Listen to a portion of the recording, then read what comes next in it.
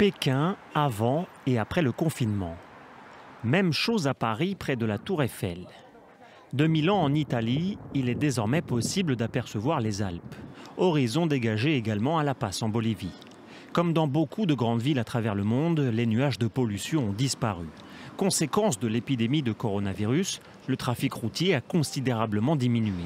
Entre moins 80 et moins 90% dans la capitale bolivienne. Une opportunité unique pour les scientifiques.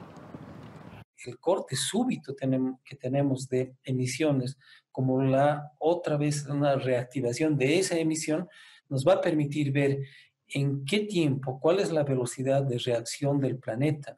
La baisse drastique du trafic aérien et maritime contribue aussi à une amélioration de la qualité de l'air à l'échelle mondiale. De nombreux pays ont pris des mesures radicales pour lutter contre le coronavirus.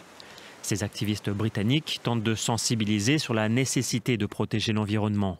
Selon eux, les restrictions prises contre l'épidémie prouvent qu'il est possible d'agir vite en faveur du climat.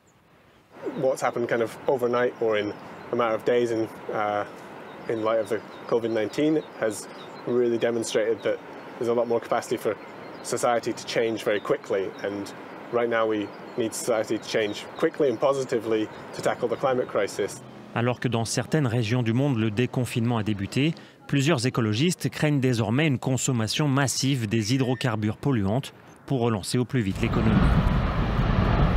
Le dérèglement climatique est proche du point de non-retour et il y a urgence à agir, martèle l'ONU à l'occasion de cette 50e journée mondiale de la Terre.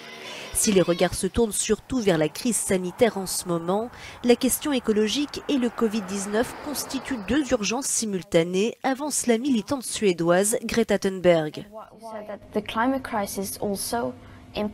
La crise climatique nous touche tout autant. C'est aussi une menace directe. Même si elle n'est pas aussi directe que le coronavirus, elle continuera de nous affecter, nous aussi, mais aussi et surtout des personnes dans d'autres parties du monde. Et c'est déjà le cas aujourd'hui. La crise sanitaire a porté un coup d'arrêt à l'intensité des activités humaines et laissé un peu de répit à la planète. Mais l'heure est grave, pointe l'ONU.